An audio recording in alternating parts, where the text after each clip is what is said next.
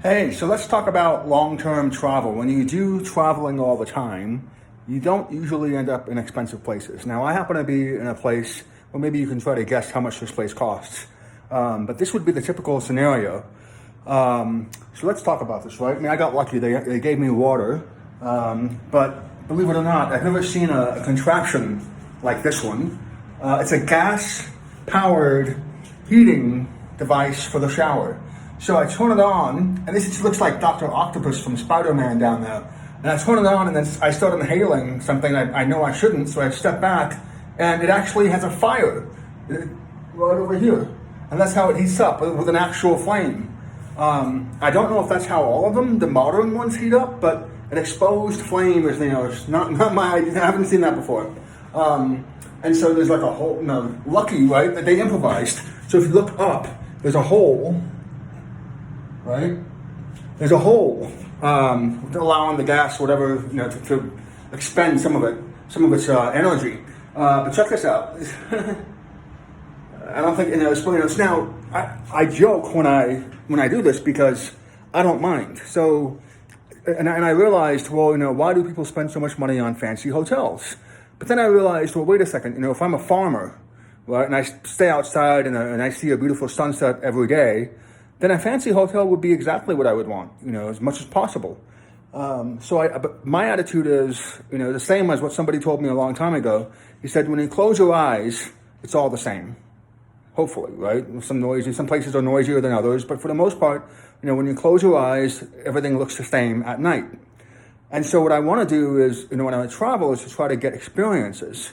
And, I don't know how much you think this place is, but it's relatively expensive for an Indonesian hotel. It's about $23 a night. So why? There's no competition here. There are no major hotel chains. But let me show you the outside. So once again, competition is important, but you can see how what you're paying for is the view. There's some mountains back there. You can't really see it from this angle. But I'm essentially in the middle of a park. That's what you're paying for. And the weather, so in Indonesian, Southeast Asia weather, it's almost always humid. It's chilly right now. It's actually a little bit cold, or, dengin is what they call it. And it's just nice, after having spending so much time in Bangkok and then coming from Singapore, and suddenly this is the first time I've felt cold air at this time in the daytime, and I can't even remember it. So the other thing you want to remember is that, ultimately, people want different things than what they regularly have. So if you happen to be in a hot place, you want to go to a cold place, so on and so forth. And eventually it all sort of flattens out into a sort of mental equilibrium. And when you travel all the time, it's not, you see so many, there's a couple of spiders in there I haven't seen before, but you see the butterflies here are just unbelievable. So many different colors. So the key thing is to be around nature. I think that's really one of the key things. That certainly helps. It certainly is a preference for most people now that Amazon exists, and you can get whatever you want delivered, and Shopee and Lazada and so on. But in Indonesia, Tokopedia, they're still trying to work on these things, and so they'll get there eventually. And I predict eventually people are going to get sick of the cities. It's too expensive for what it offers. It used to be for convenience. You wanted to be in a city for the convenience. But even in a city, look at where the rich people go. Rich people go up to the mountains. They go away from the city. They go to the suburbs, or they go to someplace away from the city. And then they travel into the city, when they want to. So a couple of lessons there. Overall, when you travel, I really think that when you go to a developing country, what you want to do is you want to go into the natural nature part, not just the national parks, but just a place like this. It's so peaceful. There's so many trees. Reminds me of Mississippi, actually. All those trees in the back. And so what you want to do is don't want to necessarily focus so much on the accommodation. You're almost never going to get an accommodation that looks the same as the photos. And so you just got to hope for the best. If I get a towel, hot water, with a non-dangerous heating mechanism, in a towel, I'm pretty happy. I've bought myself a towel because they don't always give you a towel and a soap. And so it's just something to think about Also when you're traveling, are there people that are willing to do this kind of thing with you? Because, people might do it for a week, maybe 2 weeks. But for me, it's not a problem doing this all the time. Even though I think in the back of my mind that I'm wasting a lot of my time. In other words, I'm seeing a lot of different things, but the world around me is changing. And all I'm really doing, I suspect, is just seeing all those changes. And whereas a lot of other people are building something, they stay in one place and they build. Whether it's, you can go, you can make any sort of analogy you want. And I think that's one of the reasons why so many writers are, and authors and artists, they don't stay in one place all the time. And if they do, it's usually in a very sort of happening, active, exciting district where they get, inspiration from other people. Cavafy, I still remember this, I was in Egypt, I think, and his house was above a brothel. And you go there now, it's quite sad actually, there's only one person who is, sort of hosting the place now, and it's beautiful, it's intact. So Cavafy, of course, I think was a Greek poet, if I remember correctly, one of the best ones out there, and that's all that's really left of him in the tangible sense. So there's this other sense that, yes, you stay, you build something, but everything sort of disappears in the end. And so what you don't want to do is you don't want a statue, you don't want something like that. Maybe a park, even a park bench, will probably last longer. But at the end of the day, you have to think about what endures. And that's what you want to focus on if you're traveling or trying to think about making a change. But if you do travel, this is a good opportunity to do so. If you have, ASEAN, even if you don't have a strong passport, ASEAN is getting closer and closer together. China opens up every other month to a new country, visa-free or a short-term visa. So these are just little things to think about. It's you want to think about when you travel, what is it that you're looking for? And in many cases, if you're in a developing country, you want to be far, far, far away from the cities as much as possible. You want to be in a place like this. It's just peaceful. And there are obviously places like this all over the world. But the contrast really sort of hits you mentally when you go from, let's say, if you're coming from Jakarta, which is, gosh knows how many people, 20, 30 million people, who knows, in one place, and you go to a place like this, and it's like, sort of in the house in The Shining, but in a good way, and it's just beautiful. I have one more thing to say.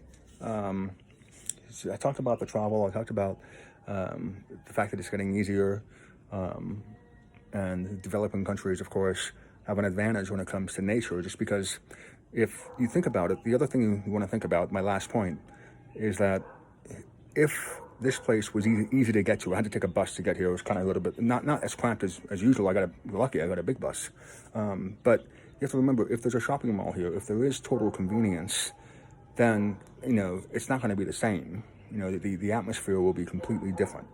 And the good thing about developing countries is there hasn't been an economy, that's been distributed widely. And so especially in a country as diversified and as diverse as in Indonesia. That's surprising given how many natural resources there are here. But, you have to think, why are natural resources driving so much investment? It's because once upon a time, this was a new hotel. And it was probably the best hotel in town at the time. There's one more that's really nice. It still looks nice. They renovated it. But when you first opened, right, there probably was a lot of tourism. A lot of people coming in from where, I don't know. That's why you need authors, right? And then it stopped, right? You didn't have that sort of, people didn't necessarily want to come here all the time. They maybe had a bad experience. We don't know. But you want to think about, the reason that people are so focused on natural resources is because it's a recurring source of revenue as compared to more fluctuating consumers' expenditures in smaller places, especially like this one. And so when you think about investment, you have to remember, this place might look run down to you on the inside, but once upon a time, it was pristine. It was brand new. I'm sorry it took me this long to get here. This was the point I was trying to make. And so you really want to think about, when you think about developing countries and developed countries, in many cases, the difference really is, one country has figured out how to have a consistent source of either debt or recurring revenue that sustains the obligations and the towns that exist, whereas others simply don't have that permanent, that sort of more permanent source of revenue.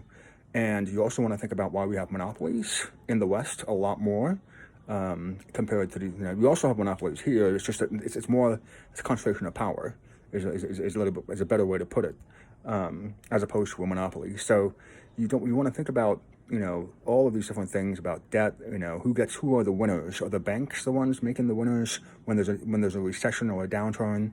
What was it that did not allow a place like this to become the next Los Angeles, or it's not a good example, but maybe the next Yosemite of some sort? What really was it? And you have to respect the supply chain and the defense contracting that requires 2% of your GDP in many cases, either on the books or off the books, to be spent sort of trading amongst yourselves. They talk about it as a military alliance, but really it's a partnership that results in recurring revenue that includes people being shipped from places to places, right? Thereby solidifying some airline routes over others, making it more consistent. And then suddenly you've got something that you can point to after 50 years and say, look, this place is better than it was 50 years ago because of us and our, sort of partnership. They're not going to call it a monopoly. They're not going to call it an exclusive club, even though it very well may be an exclusive club. And you get the sense, by the way, that Donald Trump was in that exclusive club and then somehow got booted out of it and is now essentially getting revenge on all the people that booted him out of who knows what, at those levels. And so you want to think about all these other things, and you want to think about how to replace it. Universities in the United States do a really good job of creating recurring revenue, but a lot of it is dependent on, again, the government and government funding. European countries do the same thing. You see it as a counterbalance to what I just talked about, which is essentially the security state sort of monopolizing a very consistent stream of revenue in the name of either fear or something else that is always there. And you have to contrast that with the knowledge that universities can bring, to the equation to sort of create a political equilibrium.